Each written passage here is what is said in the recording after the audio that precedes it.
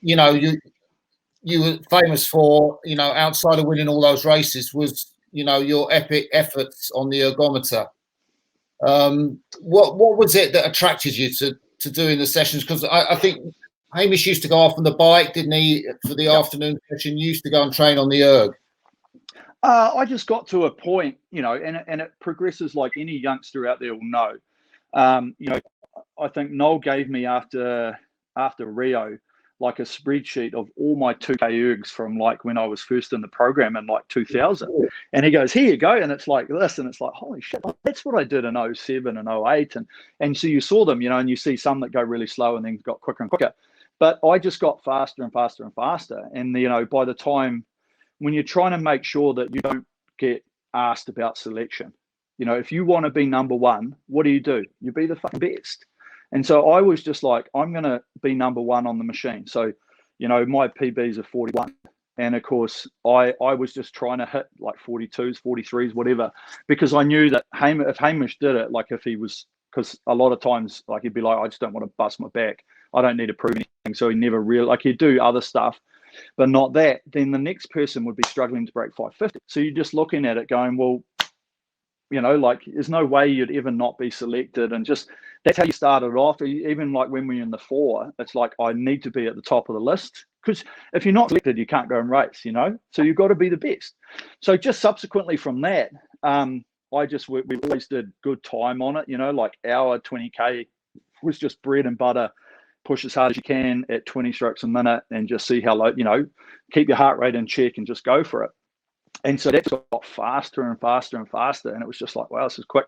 And then you do like, Dick would say, oh, okay, I want you to do, you know, at 5K at 20, 5K at 22, like 20, 22, 24, 26 or whatever. So it'd be like, shit, okay, this is quite hard. And then you just all of a sudden you're like looking at it going, man, I'm holding 28 rate, you know, for 5K. And I'm sort of holding mid 130s. You start going, shit, that's quite quick. And then you do the math and you go, oh, that's actually a 15:35K at the end of a session. You know, you're starting to go, okay, I'm going pretty quick. And so you're just subsequently going to look at the records and go, oh man, that's not bad. I think I can do that. And so then it just helps you with your motivation.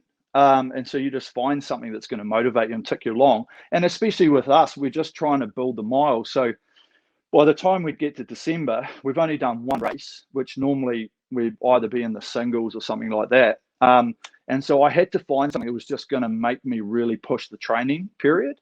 And so Dan, I'd say to him, look, let's have a crack at the half marathon, or how about we have a go at 10K? And then he would just plan it. So from Josh's question before, he'd just plan it for like 4 weeks, and there'd be like 2 sessions a week that would go as part of your training. And they'd be a full high intensity, like we're going to adapt to physiology. So when you get to do your piece, you should be on game. And that's really just what happened. And then of course you go into it and you go, right, last session before we knock off for like 4 days or 5 days over Christmas, and then, you know, build it back in. It's like, right, let's do it, you know. And so you'd bash out. And like, I knew that someone would get both of them, and I knew it would have to take someone like pretty good, you know. And to see Conlon McCabe, he just broke the half marathon record that I had, and he did it quite well, you know, like 40 seconds or something quicker. And I was just like that, you know, I was bang on 136 flat, and he was like 135 and a half for an hour and just over, like just an hour and 7 minutes or something. And you're just like, that's fast, you know. And you've got to be fit, and you've got to be efficient, and you've got to be good to be able to do that. And so that's really just what you've got to try and do. Like you're the fastest person that's ever covered that distance.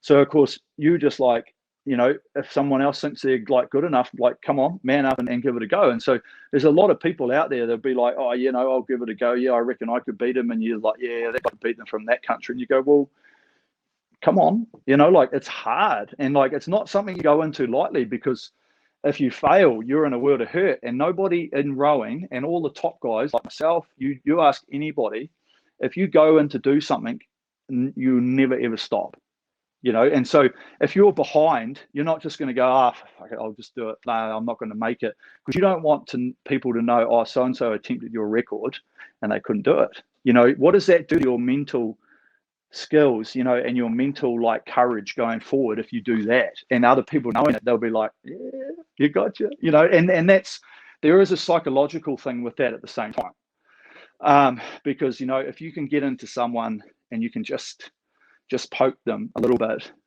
that's really going to help push people along. And that's really what it was with us, is just do it so that you can show people, like, you got to be good to come and race us, and you're always trying to find that advantage, because like, we're always just trying to win, and you do what you have to put the odds in your favor that you're going to win. And if a lot of that comes under people not having the confidence to go, I think we can beat Eric and Hamish today, unless they know they can do it, it's still in the back of your mind, like, we're probably not going to beat them today. And when you're behind, instead of you going and just like taking the bull by the horns and going for it, you just succumb subconsciously to the fact that you're going to get second. And so that's really a lot of what this stuff was about, was when you got dive deep into it, you want to be like, that's, people put things on social media and stuff for people to go, far out, oh shit, like, look at it. And of course, so when we'd put sessions on there, that your competitors are looking at it going, like, I think probably one of the most impressive ones that I ever put online that I did, it was started 2016, like Olympic year training. Like, I did 4 2Ks with a 3-minute break in between, and they were all sub 6. They were all 5:59 on the dot. Whoa. And so, like, I remember doing that, and Dan had said it, and he goes, I've set you this hard session today, I don't reckon you'll do it. And it was four sets at like 6:04, because it was like 1:31 was our pace that we were working on, and all this other stuff. And I said, mate, I could do these like sub 6 minutes. And he goes, oh, if you do, I'll buy you a beer. And I said, deal, should we do it? And he's like, yeah, I bet you can't. And of course, he said, I can't do it. So what am I going to do? I'm not going to let that happen. And so of course, at the third piece, I remember finishing it going, I think I'm broken. Like, I don't think I can finish this next one. And I could see Dan, and he was just like almost laughing, going, there's no way you're going to do this. And then the next piece, I remember going through the K in like 3:03, and I was just like, nah, I'm going to do it. And I just put the gas down, about 600 to go. And before that, they'd all been pretty controlled rates, like say 36, and just tap it along. And this is like 38, 39, just going for it. And of course, when it finished and it flashed over like 5:59, I was like, done it.